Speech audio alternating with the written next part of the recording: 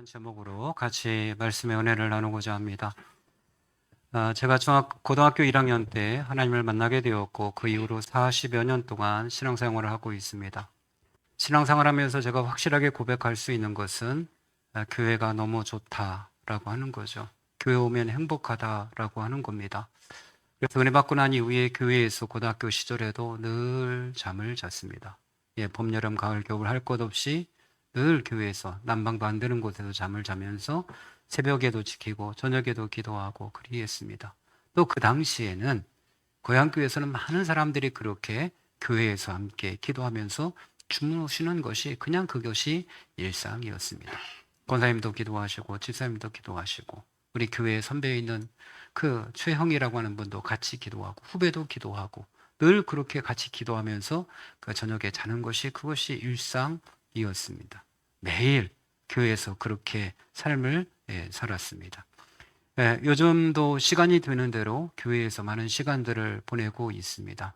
왔다 갔다 하기도 하고 컴퓨터도 하다 하고 말씀도 보다가 커피도 마시다가 잠도 자다가 그렇게 보냅니다. 그러다가 어제 문득 그런 생각이 들었습니다. 내가 나중에 은퇴하고 새로운 교회에서 이제 평신도로 삶을 살아갈 때에 내가 그때도 이렇게 편안하게 교회에서 생활할 수 있을까? 하루 종일 교회에서 왔다 갔다 하고 교회 커피도 마시고 그리고 교회에서 잠도 자고 교회에서 이것저것 하고 있으면 과연 담임 목사님이 불편해하지 않을까? 아, 큰일 났다. 이런 생각을 했습니다. 물론 제가 커피를 갖다 놓고 전기세도 떨어내고 이렇게 하겠지만 그래도 늘 한 사람이 와서 그렇게 교회에서 생활하다시피 하면 편안할까? 이런 생각을 해보기도 했습니다. 왜 이렇게 교회가 좋은 걸까요? 사실은 우리의 꿈도 그거 아닙니까? 우리도 사랑의 집을 지어서 인생 노년을 보낼 때에 함께 믿음 생활했던 분들이 같이 모여서 같이 예배도 드리고 같이 식사도 하고 같이 꽃밭도 가꾸고 같이 여행도 하고 할 수 있으면 같이 모든 것들을 같이 누릴 수 있게 해드리고 싶은 것이 저희들의 사랑의 집의 꿈입니다. 사실 이것을 가장 사모했던 분은 우리 돌아가신 임원자 권사님이셨고 권사님이 저에게 이게 할 수 있겠냐고 몇 번을 물어보셨고 저는 한 5년만 기다려 달라고 그렇게 말씀하셨는데 이루지 못하고 그냥 먼저 하나님 앞에 가셨습니다. 저희가 함께 연합하고 있는 교회 가마육교 옆에 있는 새수만교회가 있습니다. 그 교회가 다른 곳에 있다가 재개발이 되어지면서 그곳으로 이전하면서 교회를 3층으로 지었습니다. 1층은 교육관 겸 식당, 2층은 본당, 3층은 사무실하고 연세 드신 분이 거할 수 있는 여러 가지 방을 만들었습니다. 그래서 그 여러분들이 그냥 그 자신의 방에서 생활하시면서 교회에 신앙생활 할 수 있도록 그렇게 배려해 주셨습니다. 복되고 귀하다. 그리 싶습니다. 그러니까 교회에서 그냥 생활을 하시고 물론 자신의 일상의 생활들을 뭐 다 하시고 이렇게 하시겠지만 마지막에 그렇게 교회에서 함께 같이 보낸다고 하는 것이 얼마나 기쁜 것인가 그런 생각들을 해보게 됩니다. 여러분 왜 이렇게 교회가 좋은 걸까요? 왜 이렇게 교회를 사랑하게 되는 걸까요? 교회 오면 왜 마음이 편안한 것일까요? 왜 교회를 자꾸 더 가고 싶은 걸까요? 저는 성경에 보면은 에스겔 47장에 보면은 성전 문지방에서 나오는 물들이 점점 불어나면서 그 물이 흘러가는 곳마다 모든 생물들이 모든 물고기들이 많아지고 살아나고 열매 맺고 하는 것들을 보게 되어집니다. 또 요한계시록 22장에 보면은 어린 양의 보좌에서 흘러나오는 생명수가 모든 걸 살리는 것을 또한 보게 되어집니다. 그게 곧 교회냐라고 반문할 수도 있지만 저는 그렇게 믿습니다. 여러분 교회에서 선포되어지는 말씀을 통해 교회들마다 들려지는 찬양을 통해 얼마나 많은 사람들이 회복되어지고 새로운 생명을 얻고 풍요로워졌습니까? 얼마나 많은 가정들이 새로워지고 교회를 통해서 정말 하나님께서 얼마나 많은 사람들을 고쳤고 새롭게 하셨습니까? 교회만이 하실 수 있는 하나님만이 하실 수 있는 그 생명의 강이 재단을 통해서 교회를 통해서 흘러가게 하신다. 우리는 알게 모르게 교회에 오면 하나님의 그 생명수를 맛보게 되는 거죠. 뭔가 모르게 편안하고 안정감이 되어지고 하나님의 사랑을 느끼게 되어지는 것이고 그렇기 때문에 교회를 더 사모하게 되어지고 아무 일이 없어도 교회를 가게 되어지고 하는 것이죠. 그래서 저는 목사기 때문에 교회를 좋아하고 사랑하고 가꾸는 것이 아니라 원래 그랬습니다. 원래 고등학교 때부터 대학생 때도 항상 그랬습니다. 신학교 가기 전에도 항상 그랬습니다. 항상 그랬어요. 교회에서 있는 것이 즐겁고 기쁘고 늘 행복했습니다. 교회 일은 늘 앞장서서 청소 공부건 늘 해왔고, 교회 생활이 즐겁지 않은 친구들을 제가 굉장히 의아하게 생각했습니다. 왜 즐겁지 않을까? 왜 행복하지 않을까? 그런 생각을 했습니다. 왜냐하면 하나님을 만나고 보니까 교회에 있는 것만큼 안정된 게 없어요. 하나님께서 교회에 있는 자를 얼마나 사랑하시는지를 느끼게 되어지는 거예요.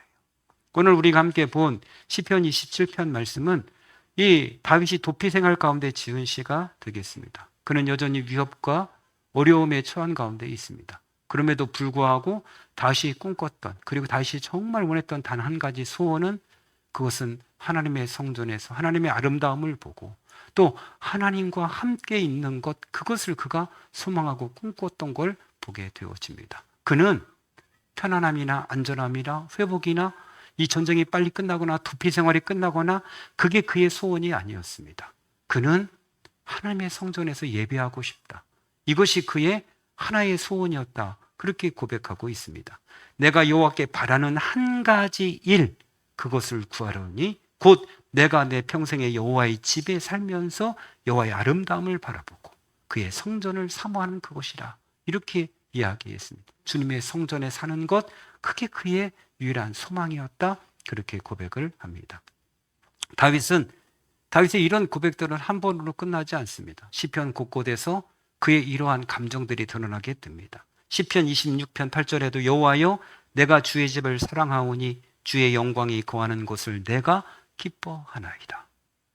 심지어 시편 84편 1절 2절에 보면 만군의 여호와여 주의 장막이 어찌 그리 사랑스러운지요.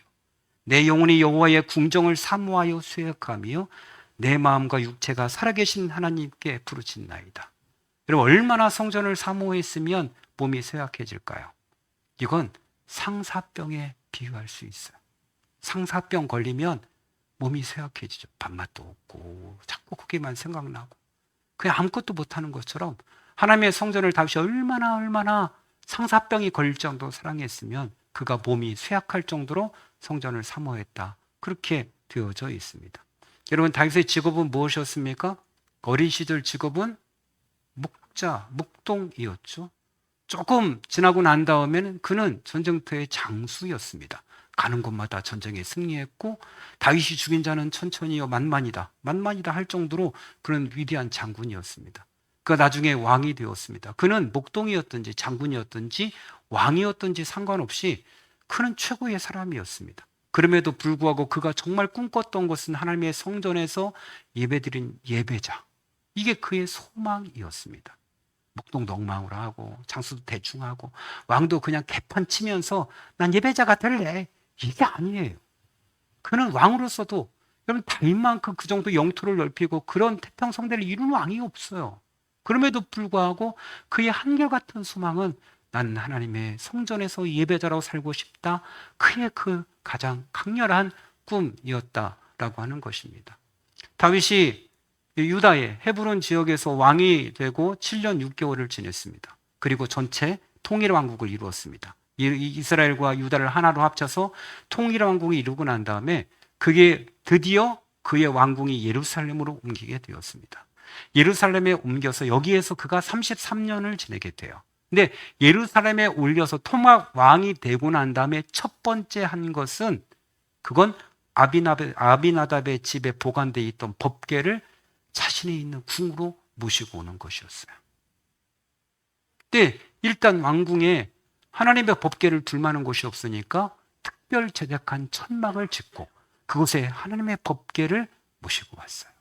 그리고 하나님이 말씀한 적도 없는데 그는 레위인 4만 명을 조직해서 거기에 악기하는 자, 찬양하는 자 다 4만 명을 조직해서 그 가운데 편을 짜서 조를 짜서 24시간 악기와 함께 찬양이 울리게 만들었어요. 여러분, 하나님이 말씀한 적도 없어요.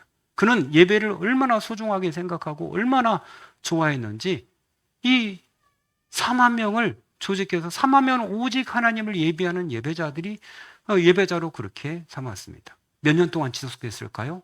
약 40년 동안 이것이 지속되어지게 돼요. 언제까지? 솔로몬 성전이 완공되어서 이 장막에 있던 법궤가 솔로몬 성전에 들어가기까지 그렇게 40년 동안 이 예배가 지속되어지게 돼요. 우리 예수님께서 사도행전에서 내가 이 솔로몬의 장막을 회복하기를 원한다 했던 이 말씀이 뭘까요? 하나님은 그때가 그리운 거예요. 순수한 마음으로 24시간 온전히 하나님 앞에 예배드렸던 그때가 그리운 거죠.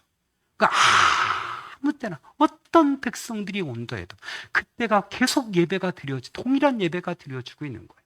주일 예배처럼 계속 예배가 드려지고 찬양이 계속 드려지고 기도가 계속 드려지고 계속 24시간 밤 12시에 와도 새벽에 와도 저녁에 와도 추울 때 와도 여름에 와도 40년 동안 끊이지 않고 그 예배가 그 다윗 장막 안에서 하나님 앞에 올려지고 있는 거예요. 동일하게 성가대가 조성되고 악기가 총동원되어져서 그렇게 하나님 앞에 예배가 드려지고 있는 거예요. 그러니 하나님께서 내가 장막에 무너진 집을 다시 세우고 싶다라고 말씀하시고 그 예배가 우리 하나님도 그리운 것이지요.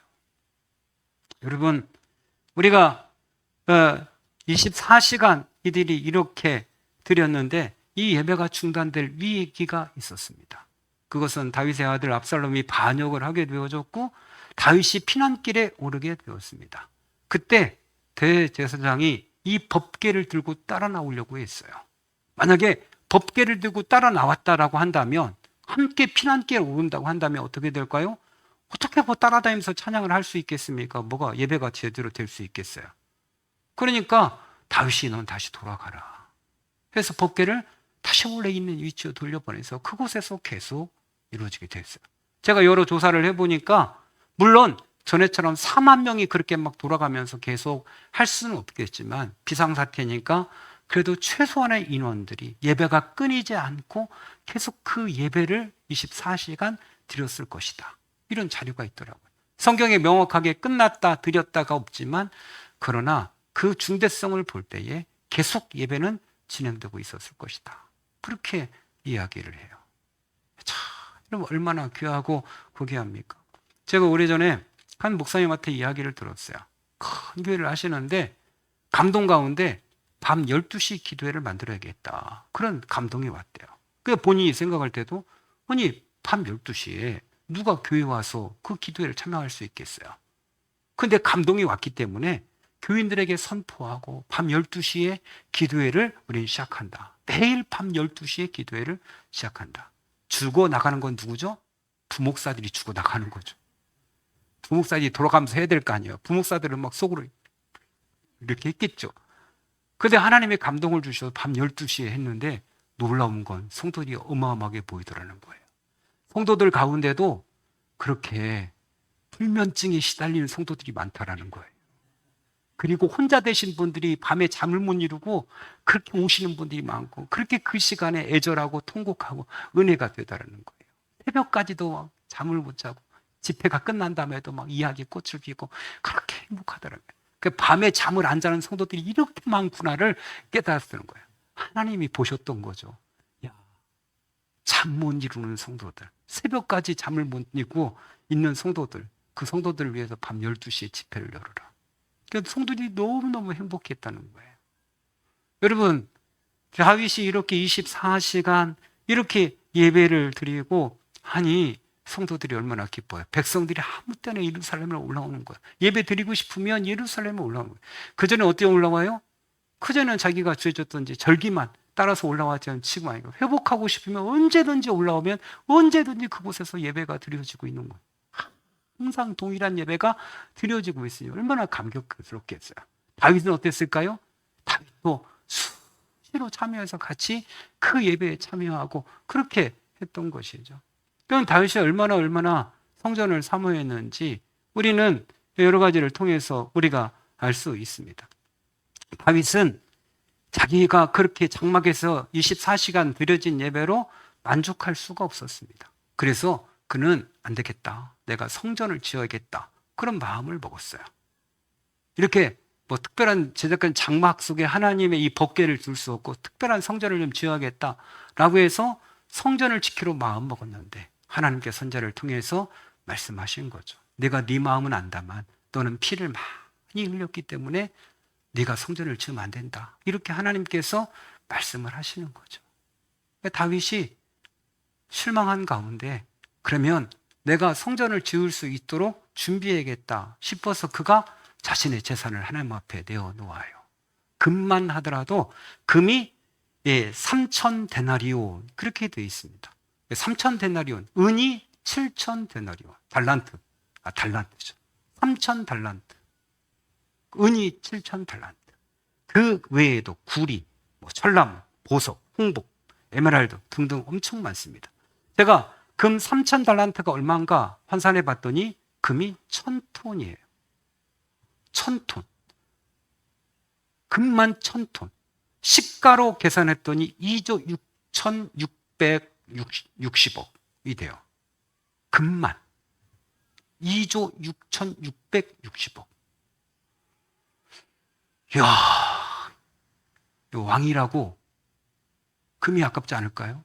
은도 바치고 각종 보석도 드리고. 그러니까 금값만 해도 2조 6,660억인데 이걸 하나님 자기의 모든 재산을 은도 내놓고 보석도 내놓고 자기가 가진 모든 것들을 다 하나님의 성전을 위해서 지으라고 다 내놓아요. 그렇다고 한다면 적어도 5조 6조를 하나님 앞에 자신의 재산을 헌납한 거예요. 왜 이렇게 했을까요? 성전이 너무 좋았던 거예요. 하나님이 너무 좋았던 거예요. 여러분, 왜 하나님이 다윗이 내 마음에 합한 자라고, 왜 하나님이 다윗이 전쟁에 나갈 때마다 그를 승리하게 하셨는지, 왜 하나님이 다윗이 범죄했음에도 불구하고 다시 회복시키셔서 마지막 그렇게 아름답게 마무리를 하게 하셨는지, 우리는 다윗이 드렸던 예배, 다윗이 사모했던 이 성전을 보면 조금 이해할 수밖에 없어요. 이렇게 한 왕이 없어요. 자신의 금덩이, 여러분 1000kg를 하나님 앞에 내놓은 사람이 없다고요. 자기 모든 걸 다 내어놓은, 하나님이 책임진 사람이 되었어요. 이런 관점에서 보니까 다윗이 이해가 되는 부분들이 있어요. 여러분, 아비나답의 집에 있던 법궤가 자신의 예루살렘으로 올라올 때에 다윗이 그 모습을 보고서 성경이 이렇게 기록해요. 다윗이 힘을 다하여 여호와 앞에서 춤을 추었더라. 심지어 자기 부인이었던 미갈이 비웃었죠. 왕이 채통도 없이 사람들 앞에서 제사장이 입는 베옷, 간편한 베옷, 속옷도 없는 게 통으로 짠 거, 그거 입고 춤을 덩실덩실 추니 그 속살이 다 보이는 거 아니에요. 비웃을 정도로. 이게 정치적인 의도로 다윗이 이렇게 했느냐? 아니에요. 다윗이 정말 사랑했어요, 성전을. 하나님을 정말 좋아했어요. 피난 때에도 그의 단 한 가지 소망은 내가 하나님의 성전에 살면서 그 아름다움을 보고 예배하고 싶다. 이게 그의 소망이었어요. 근데 그 법궤가 자신의 궁으로 들어온다는 것 때문에 그는 정말 기뻐서 춤을 출 수밖에 없어요. 그는 아무것도 의식한 게 없어요. 사람 의식해서 내가 이렇게 춤추면 백성들이 나를 동경하고 따르겠지. 그런 모습도 아니에요. 저는 선거철만 되면 정치인들이 이 교회 저 교회 떠돌아다니면서 예배드리는 것들, 이런 가증스러운 모습을 볼 때마다 역겹고 토가 나와요. 그런 인간들이 참여했을 때 제단에 세워서 인사하게 하는 이런 타락한 목사들을 볼 때마다 이건 목사가 아니다는 생각이 들어요. 어디 함부로 제단에 올라와서 말씀이 증거되는 거룩한 곳에 부정한 것이 올라올 수 있단 말입니까? 너희가 가증한 곳이 거룩하게 선 것을 보면 그날이 가까움을 알라. 그 가증스러운 것들이 어떻게 함부로 신령한 말씀이 증거되는 곳에 서서 정치적인 발언을 하고 이야기할 수 있겠습니까? 그럴 수 없어요. 저는 정말 존경하는 목사님들 가운데 정태인지 참여하면 우리 교회 오지 말라고 하는 목사님들을 알고 있어요. 예배 때 우리 교회에 참여하지 마십시오. 오지 마십시오. 목사님 뭐 하는 거죠? 참여해서 힘 자랑하는 거죠. 대통령이 우리 교회 왔었다고. 국회의원 출신 이번에 출마한 분이 우리 교회 왔었다고 자랑하고 사람들한테 소개하고 민주당 아무개라고 국민의 아무개라고 하면서 자기가 마치는 거죠. 에이 쫄보들이죠. 다윗이 그런 정치적인 입장에서 그가 춤추고 했던 것이 아니에요. 다윗은 그저 하나님이 너무 좋았기 때문에 자기의 전 재산을 다 드려도 아깝지 않은 그분이기 때문에 그는 그렇게 힘을 다해서 춤을 추었던, 그게 다윗의 진심이었던 거예요. 또 하나의 사건을 보게 되어지면 다윗이 압살롬의 반역에 의해서 쫓기면서도 불구하고 그는 시편 63편에 이렇게 고백해요. 하나님이여 주는 나의 하나님이시라. 내가 간절히 주를 찾되 물이 없어 마르고 황폐한 땅에서 내 영혼이 주를 갈망하며 내 육체가 주를 앙모하나이다. 내가 이와 같이 성소에서 주를 배워싸운 즉 주의 권능과 영광을 보기 위하여 이같이 주를 바라보나이다. 내가 주님을 갈망한다는 거예요. 어떻게? 내가 예전에 성소에서 주님을 봤기 때문에 내가 그걸 사모한다는 거예요.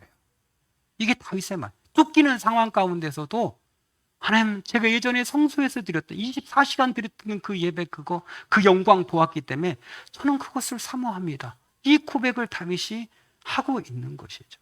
그런 다윗은 도망가는 가운데 자기의 어떤 왕권 그리고 자기의 권위를 위해서는 법궤가 같이 따라다녀야 되는 거예요.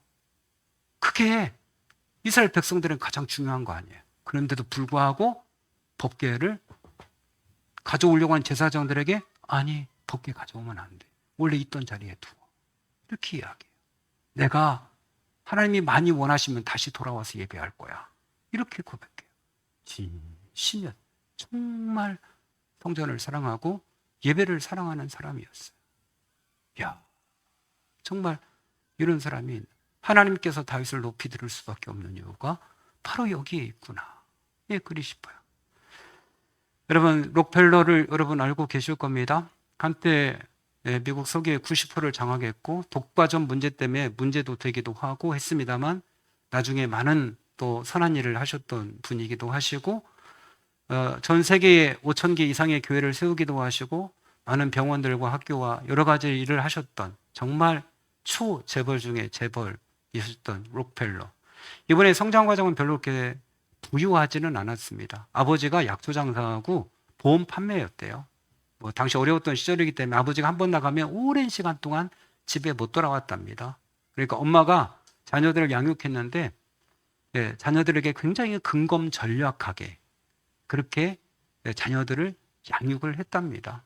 록펠러가 어려서부터 교회를 다녔고 그가 교회를 다니는 교회가 평상시엔 괜찮은데 비가 오면 교회 들어가는 그 진입로가 그 질퍽질퍽 해가지고 성도들이 다 불편하게 생각했대요. 다들 한마디씩 하고 질퍽거리다고 불평하고. 근데 어린 록펠러의 눈에 볼 때는 너무 안타까웠던 거예요. 그래서 자기가 조그만 이렇게 도와주거나 심부름하거나 이렇게 조그만 알바를 하면 돈이 생기면 그때마다 보도블록을 그거에 맞춰 사다가 깔기 시작했다는 거예요. 계속 돈이 생길 때마다 보도블록을 갖다가 깔고 해서 그 교회 진입로에 보도블록을 이 록펠러가 다 깔았다는 거예요. 저는 생각하면 담임 목사는 뭐 했지? 그게 장로는 뭐 했어? 아니 그게 성도들은 이 아이가 돈이 생길 때마다 보도블록 갖다가 깔고 하는 거 그거 몰랐나? 몰랐으면 이상한 사람 아닌가? 아니 어제는 보도블록이 10장이 있다가 며칠 다음 주에 가니까 보도블록이 한 20장이 있고 자꾸 늘으면 이거 누가 이렇게 보도블록을 까는 거야? 이렇게 했을 텐데 여러분 교회를 사랑하지 않은 사람 안 보이는 거예요. 변화가 안 보이는 거예요. 누가 이렇게 했나 별 관심이 없는 거예요. 그냥 없는 거 불평하는 거예요. 아이 질퍽거려. 헝금한 거 더뎌 쓰고 이것도 못 깔아. 이렇게 나오는 거예요. 그냥 교회가 이런 것 좀 하려야 되는 거 아니야? 이 교회 못 다니겠어. 이렇게 되는 거예요. 그러니까 사랑하는 사람이 보이는 거야. 이 보도블록 깔아야 되는데. 그 어린아이에게 보였던 것이고 록펠러가 그 심부름하고 조금씩 얻은 것 가지고 그거 가지고 몇 장씩 사다가 보도블록 깔아서 완성했다는 유명한 일화가 있어요. 하나님이 축복할 수밖에 없죠. 그가 5,000개 이상의 교회를 세우고 수많은 기독교 교육기관에 후원을 하고 그가 했던 일들이 한번 열거해 보시면 어마어마하게 많습니다. 그의 마음 가운데 하나님의 교회를 세우는 거예요. 여러분 우리 평생에 교회를 몇 개를 세울 수 있을까요? 어떤 분은 5,000개도 세우는데 그렇죠? 다 세우지는 못하더라도 우리 가운데 이러한 열정, 다윗과 같은 열정, 록펠러와 같은 열정이 있다고 한다면 하나님이 얼마나 아름답고 귀하겠을까요? 여러분 질문을 던지고 싶습니다. 여러분에게 단 하나의 소원은 무엇일까요? 우리는 조금 클래스가 달라야 되지 않을까요? 수준이 달라야 되지 않을까요? 저의 소원은 맛있는 거 먹는 거예요. 저는 좋은 데 여행 다니는 거예요. 저의 소원은 좋은 차 타는 거예요. 저는 한번 정말 좋은 집에 타워플레이스에 살고 싶어요. 이런 게 꿈일까요? 저의 꿈은 건강하게 노년을 보내는 거예요. 수준이 다르잖아요. 이건 그냥 기본이에요. 그냥. 그죠? 있거나 없거나. 나의 유일한 꿈은 하나님의 전에서 하나님 앞에 예배하고 나의 꿈은 예배자가 되는 겁니다. 다윗 했던 꿈. 그렇다고 여러분 다윗이 소리했다는데 하지 않았잖아요. 다윗 얼마나 멋있어요. 왕으로서, 장군으로서, 목동으로서 최고의 사람 아니에요. 그럼에도 불구하고 그는 예배자가 그의 유일한 꿈이고 목표였다라고 하는 것이죠. 여러분 다윗의 소원이 하나님의 성전에서 하나님을 예배하고 했던 소원처럼 우리의 소원도 조금 이렇게 격이 높아졌으면 좋겠어요. 여러분 이를 최선을 다하지만 내가 이 최선을 다하는 건 하나님을 영화롭게 하기 위해서 이렇게 되었으면 좋겠어요. 하나님을 영화롭게 해요. 저는 하나님 앞에 얼마 전부터 소망을 제가 여러분에게 1,000,000원 얘기하고 난 다음에 하나님 앞에 소망 하나님 저를 한번 축복해 주시죠. 그럼 제가 돈을 어떻게 쓰는지를 한번 보여드리겠습니다. 저 이 기도 시작했어요. 그럼 저를 축복해 주십시오. 그럼 세종시로 청와대가 오냐 안 오냐 할 때 저희 동네 그 시골 마을이 막 땅값이 올라갔다 내렸다 막 이렇게 했었어요. 그때 만약에 노무현 대통령 때 세종시로 청와대가 왔다 한다면 저는 지금 엄청난 부를 가지고 있었을 거예요. 그 땅이 그대로 갖고 있어요.